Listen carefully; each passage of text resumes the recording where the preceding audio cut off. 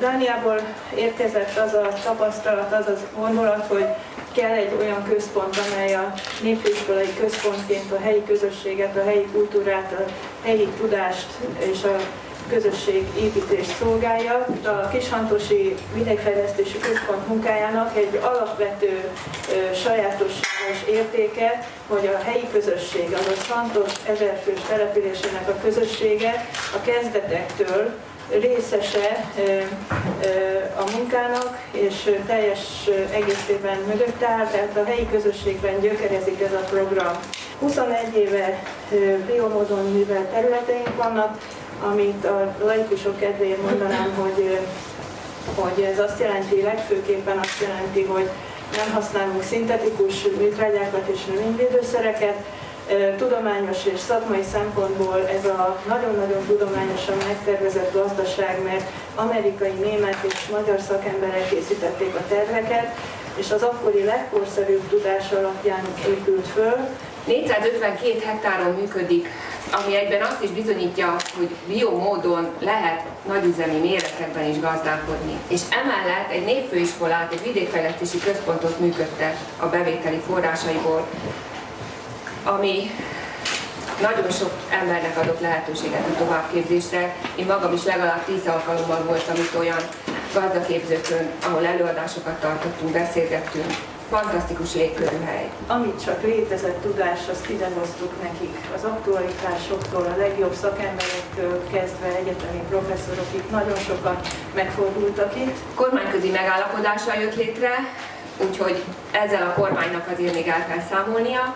Német-magyar megállapodással, és ugye a dánok is bekapcsolódtak ebbe a folyamatba. 200 magyar fiatal köszönheti a továbbképzését ennek a központnak. Hogyan? Az egy nagyon fontos kérdés, hogy hogyan jött létre ez a központ, és mit csinál, és hogyan működik, de a miért a legfontosabb, és a mai napnak is ez az egyik legfontosabb üzenete. Meg kell értenünk, hogy ez egy véges bolygó, és rettenetes veszedelmek fenyegetik az emberiséget, a gyerekeinket és az unokáinkat, ha ezt nem veszük tudomásul. Egyszer csak elérünk egy ponton, ahol nem csak a fejlődés lesz lehetetlen, hanem egyáltalán az ipari termelés, nyersanyag és energiaforrások nélkül zuhanásszerűen visszaesik, és 9 milliárd ember fog élni ebben az időszakban a prognózis szerint a Földön, akiknek 80%-a éhhalálra van ítélve.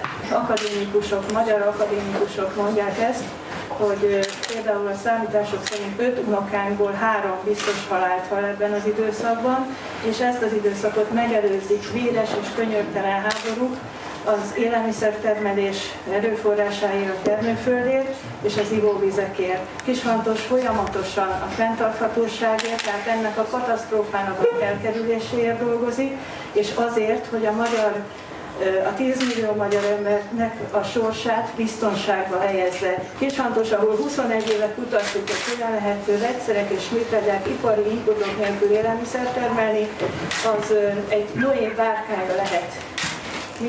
Ha minden kötél szakad, ide el lehet jönni, megtanulni, hogy hogyan kell. Tehát a Nemzeti Vidékstratégiájának is külön fejezetei vannak az ökológiai gazdálkodásra, az ökológiai gazdálkodásra vonatkozó oktató-kutató gazdaságokra, és az ilyen típusú vidékfejlesztési központokra, és nem árulok talán titkot el azzal, hiszen Ángyán József csapata dolgozott ezen a Nemzeti Vidékstratégián, hogy a Kishantosi Vidékfejlesztési Központ volt az egyik modellje ennek a fejezetnek, hogy milyen tájközpontokra lenne szükség.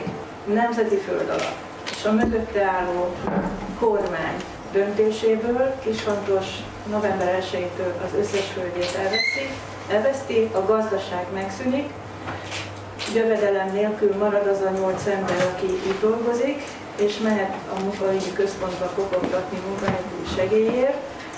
Az első utunk, azt hiszem 2 napra rá, hogy megkapjuk az értesítést, már utunk Dániába. Kötelességünk volt a partnereinkkel között. Remélem, hogy ezt el tudom mondani, úgyhogy nem sírok. Döbbenetes volt. Azt mondták, hogy bocsássunk meg, de ezt ők csak rablásnak tudják nevezni. Ez az a végső csepp, amin én azt kell mondanunk, hogy eddig és nem tovább Hogyha nem tudjuk megvédeni ezt a 452 hektáros vidékfejlesztési központot, akkor hogyan gondoljuk, hogy embereket, akik pár hektáros földekért pályáztak, és teljesen átláthatatlan, titokban tartott, szubjektív véleményekkel teletűzdelt pályázati folyamatban elveszik tőlük a megélhetést, hogyan fogjuk tudni őket megvédeni. Tehát ezért én azt gondolom, hogy nem késő.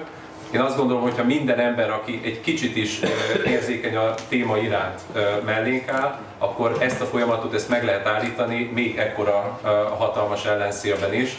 Úgyhogy mi ezért fogunk küzdeni. Készítettünk egy légifotót arról az óriási nagy képről, ez egy 500x150 méteres kép, amit Kishantos zöldre vetett földjébe vágtunk bele. És ennek az üzenete nagyon messzire fog látszani, és erről tenni fogunk, hogy egyre messzebbre látszódjon.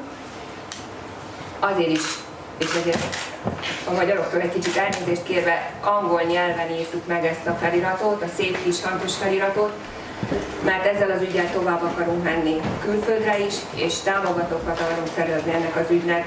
Nem azért juttatjuk el az üzenetet Európába és a világba, mert hogy mi ezzel ártani akarunk a magyar kormánynak és Magyarországnak, hiszen aki ismer, az pontosan tudja, hogy éppen én voltam az, aki a méltatlan és igazságtalan külföldi támadások ellen kiállt. Az üzenetünk az, hogy 2013-ban nem szüntethetnek meg egy ökológiai gazdaságot, és ezt Európának is meg kell értenie, hogy ez az ő kincsük is. Igenis hiszünk benne, és ezt nagyon sokan kérdezték, hiszünk benne, hogy ez a döntés megváltoztatható. És mindent meg fogunk tenni azért, hogy meg is változtassák.